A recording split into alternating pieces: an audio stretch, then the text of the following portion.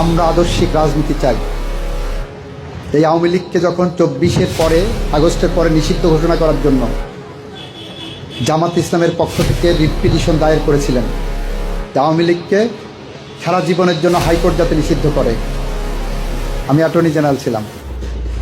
আমি দাঁড়িয়ে বলেছিলাম যে পিটিশন নিয়েছেন, যারা পিটিশন নিয়ে এসছেন, তাদের অধিকার নাই একটা আদর্শকে হত্যা করা।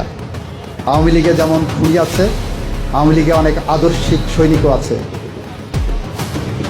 সেদিন আমি সেটা আওয়ামী লীগের রেজিস্ট্রেশন বাতিল করার জন্য হাইকোর্টে বাধা দিয়েছিলাম। কারণ আমরা চিন্তা করি আদর্শের, আমরা আদর্শকে হত্যা করে কোনো রাজনীতি করতে চাই না।